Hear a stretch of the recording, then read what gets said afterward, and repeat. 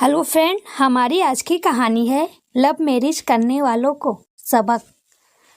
रात काफ़ी बीत चुकी थी। घर में सभी गहरी नींद में सो रहे थे, लेकिन सुप्रिया की आंखों में नींद कहाँ थी। वो तो सबके सोने का इंतजार कर रही थी। सबके सोते ही मौका का फायदा उठाकर उसने जल्दी से अपना छोटा सा बैग तैयार कर लिया। आज उसने अपने प्यार को पाने के लिए अपने परिवार के साथ विश्वासघात करने का पक्का मन बना लिया था। यूँ तो सुप्रिया बहुत अच्छी लड़की थी, ऐसा करते हुए वह बहुत दुखी भी थी, किंतु अपने प्यार को पाने की चाहत में मजबूर थी। वह अपने मन से हार गई थी, इसलिए अपने कदमों को पीछे नहीं खींच पा रही थी। उसने स्वतः ही यह मान लिया था कि लव मैरिज के लिए पापा कभी भी तैयार नहीं होंगे। वो तो कितने स्ट्रिक्ट हैं, लड़कों से दोस्ती करना भी उन्हें कहाँ पसंद है। वह हमेशा कहते हैं लड़कों के साथ ज़्यादा घनिष्ठता ठीक नहीं है। फिर लव मैरिज? नहीं नहीं, पापा कभी हाँ नहीं कहेंगे। उसका निर्णय अटल था। उसे हर हाल में अजय के साथ अपने नए जीवन की शुरुआत करनी थी। बुझे मन के साथ वह घर से बाहर निकल गई, जहां अजय पहले से ही उसका इंतजार कर रहा था। उनका दोस्त राहुल बाइक लेकर खड़ा था। सुप्रिया जल्दी से बाइक पर बैठ गई और राहुल ने बाइक स्टेशन की तरफ दौड़ा दी। उन्हें स्टेशन पर छोड़कर राहुल ने कहा ऑल द बेस्ट और लौट गया। सुप्रिया घर छोड़कर आ गई तो किंतु वह खुश नहीं थी। उसका मन उसे धिक्कार रहा था, उसे ग्यालीन हो रही थी।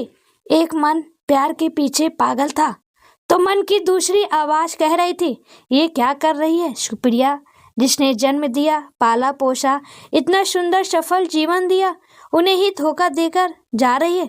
ये गलत है सुप्रिया, अभी भी समय है, सोच ले। क्या कभी भी तो खुद ये भुला पाएगी, स्वयं को माफ कर पाएगी? जीवन में कभी भी पापा मम्मी को अपना चेहरा दिखा पाएगी? उनसे नजरें मिलाकर उन्हें पापा मम्मी कहकर पुकार पाएगी? इन ख्यालों में घिरी सुप्रिया ने अजय से कहा अजय, मुझे लगता है हमने बहुत गलत निर्णय लिया है। अभी भी देर नहीं हुई है अजय, हमें वापस घर चले जाना चाहिए। कैसी बात कर रही हो सुप्रिया, कितनी मुश्किल से यह मौका मिला है। देखो, घर जाकर फिर तुम पछताओगी। हो सकता है हमारे इस रिश्ते के लिए कोई तैयार ना हो और हमें हमेशा के लिए जुदाई सहना पड़े। नहीं अजय, मैं तुम्हारे बिना अपने जीवन की कल्पना भी नहीं कर सकती। तो फिर सुप्रिया, ये समय ये सब बातें सोचने का नहीं है। एक बार हम शादी कर लेंगे, फिर दोनों के पापा मम्मी मान ही जाएंगे। सुप्रिया का मन नहीं मान रहा था, फिर भी वह अजय का हाथ पकड़कर उसका साथ दे रही थी। तभी उसे प्लेटफॉर्म पर कुछ गरीब लोग दिखाई दिए, जिनमें एक महिला थी। उसके आसपास सभी गहरी नींद में सो रहे थे। वह अकेली बैठकर अपने छोटे से बच्चे को आंचल में छिपाकर दूध पिला रही थी। अपनी नींद का त्याग करके वह अपने बच्चे के लिए जाग रही थी। कुछ कदम आगे चलने पर उसने देखा 2-2.5 साल का एक बच्चा बहुत रो रहा था। उसके माता पिता उसे चुप कराने के लिए कितने जतन कर रहे थे। यह दृश्य देखकर उसे अपना बचपन याद आ गया, जब से उसने होश संभाला, और जितना भी उसे याद था वह सारे मन भावन दृश्य उसकी आंखों के सामने दृष्टिगोचर होने लगे। वह उन्हीं खूबसूरत लम्हों में कहीं खो गई। उसके कदम मानो 10-10 किलो के हो रहे थे, जो आगे बढ़ने को तैयार ही नहीं थे। अजय सुप्रिया का हाथ पकड़े हुए था। तभी अचानक अजय को ऐसा लगा कि हाथों की पकड़ ढीली होती जा रही है। सुप्रिया का हाथ उसके हाथों से छूट रहा है। उसने सुप्रिया की तरफ देखा तो उसकी आंखों में उसे आंसू दिखाई दिए। अजय भी रुक गया और कहा चलो ना सुप्रिया। नहीं अजय, इस तरह गलत तरीके से मैं ना चल पाऊंगी। यदि हम अपने माता पिता को, अपने परिवार को इस तरह धोखा दे सकते हैं, तो आखिर हम जीवन भर एक दूसरे का साथ कैसे निभा पाएंगे। मैं इस तरह घर छोड़ने के अपने निर्णय पर शर्मिंदा हूँ। अजय, मैं तुमसे बहुत प्यार करती हूँ, लेकिन इस प्यार के लिए अपने मम्मी पापा को शर्मिंदा नहीं कर सकती। हमें अपने माता पिता को मनाना होगा, हमारे प्यार के आगे उन्हें झुकना होगा, हमें धैर्य रखना होगा। अजय, इंतजार करना होगा। क्या तुम इस राह पर मेरा साथ निभाओगे? अजय को अपनी गलती का एहसास हो रहा था। उसने मजबूती से सुप्रिया का हाथ पकड़ते हुए कहा, सुप्रिया, जब गलत रास्ते पर तुम्हारा साथ था तो सही रास्ते पर साथ कैसे छोड़ सकता हूँ? जल्दी करो अजय, घर पर कोई जागे इससे पहले हमें घर पहुँचना है ताकि किसी को कुछ पता ना चल सके।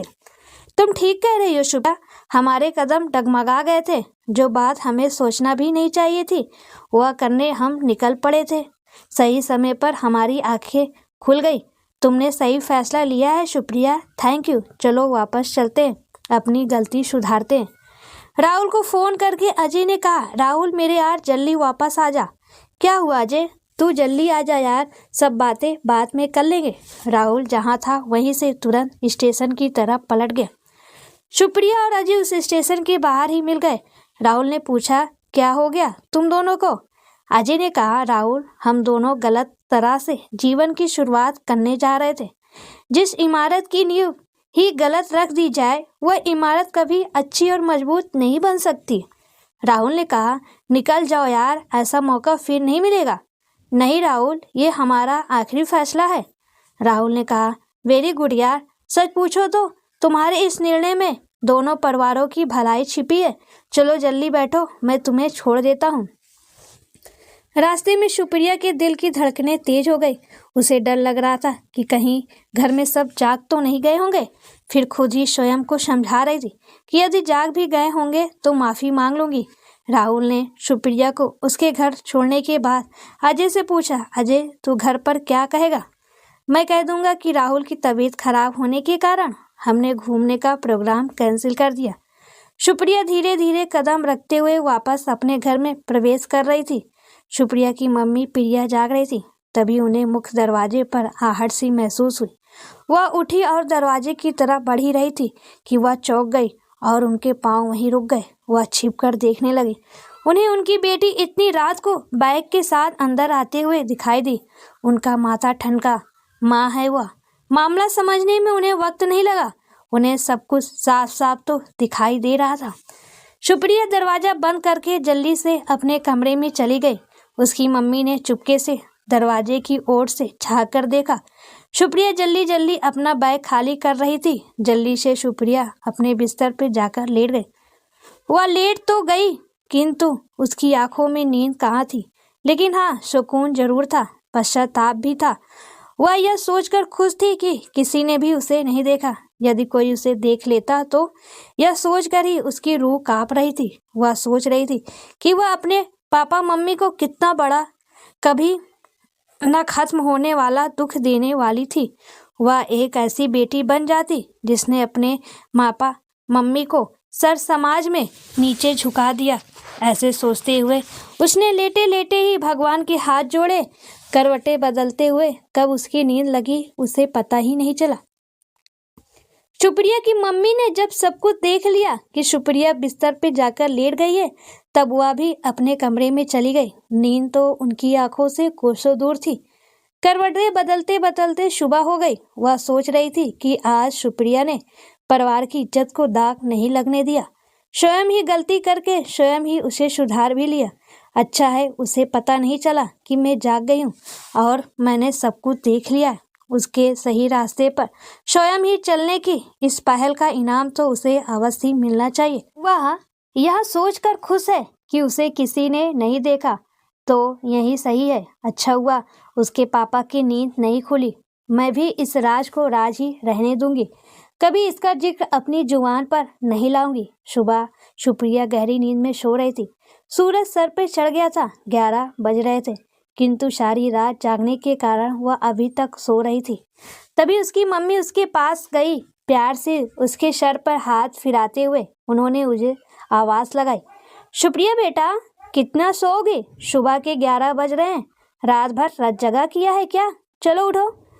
अनजान बनते हुए सुप्रिया ने कहा, अरे मम्मा नींद लग गई थी लेकिन अब उठ गई हूँ, मेरी सबसे प्यारी मम्मा। इतना कहते हुए उसने प्रिया की गोद में अपना सर रख लिया और ऊपर नजरें उठाकर अपनी मम्मी की तरफ देखा। उसे ऐसा लग रहा था मानो माँ की आंखों से प्यार की बारिश हो रही है, जिसकी बौछार उसके तन मन को भिगो रही है। उसने प्रिया को चुंबन करते हुए कहा, मम्मी आई लव यू, आप कितनी प्यारी हो। सुप्रिया के ये शब्द प्रिया के कानों में अमृत रस खोल रहे थे। तभी प्रिया ने कहा, सुप्रिया, कल रात को। इतना सुनते ही सुप्रिया का दिल धक से हो गया। तुम्हारे पापा कह रहे थे कि सुप्रिया से पूछ लो कोई है क्या उसकी लाइफ में, वरना फिर मैं लड़का ढूंढना शुरू करता हूँ। क्या मम्मी, इतनी भी क्या जल्दी है पापा को? अच्छा, मतलब कोई नहीं है, इसलिए तुम्हें जल्दी भी नहीं है। ठीक है, मैं कह दूंगी तुम्हारे पापा से कि कोई नहीं है उसकी लाइफ में। अरे है ना मम्मी। हाँ, अब आई ना सच्ची बात मुंह पर। बताओ कौन है, मैं पापा से बात करूंगी। सुप्रिया ने अपनी मम्मी को अजय और उसके परिवार के बारे में सब कुछ बता दिया और पूछा, पापा मान जाएंगे मम्मा? वो तो कितने स्ट्रिक्ट है। सुप्रिया, कोई भी पिता कभी इतना स्ट्रिक्ट नहीं होता जितना बच्चे समझ लेते हैं। अपने बच्चे की सही बात भी ना सुने और नाराज हो जाए, ऐसा नहीं होता बेटा। तुम्हारे पापा भी ऐसे नहीं हैं। हाँ, तुम्हारी पसंद अच्छी और सही जरूर होना चाहिए, क्योंकि यह तुम्हारे पूरे भविष्य का सवाल है बेटा। दूसरे दिन सुप्रिया के पापा मम्मी रात को उसके कमरे में आए। उसके पापा ने कहा, सुप्रिया बेटा, मैंने सुना है तुमने अपने लिए किसी को पसंद कर लिया है। कौन है वह, मुझे भी बताओ। पापा हुआ, इतना कहकर सुप्रिया चुप हो गई। बेटा, डरने की कोई बात नहीं है, आराम से सब कुछ बताओ। पापा, उसका नाम अजय है, आईटी कंपनी में काम करता है। उसके पापा बैंक में मैनेजर हैं और माँ स्कूल में टीचर हैं। फिर तो मिलना पड़ेगा बेटा, कब मिलवाओगे? पापा, आप नाराज तो नहीं है ना? नाराज क्यों होगा बेटा? दुख तो तब होता बेटा जब तुम कोई गलत कदम उठाती। तुमने तो सोच समझकर अपना जीवन साथी पसंद किया है, ये तो खुशी की बात है। उसके पापा ने खुशी से यह रिश्ता स्वीकार कर लिया। आज सुप्रिया को लग रहा था जो बात इतनी आसानी से हो सकती थी, उसे वह ना समझी में कितना पेचीदा बना रही थी और कितने गलत रास्ते को चुनने के लिए तैयार थी। यह सोचकर कि पापा स्ट्रिक्ट है, वह मना कर देंगे। सच में दोस्तों, हम मानते हैं उम्र ऐसा होता है जिसमें गलतियां होती है, लेकिन उस उम्र में थोड़ा सा समझदारी करें और माँ बाप का इज्जत बचाने की कोशिश करें, नहीं तो जिंदगी भर उस गलती का पछतावा रहता है।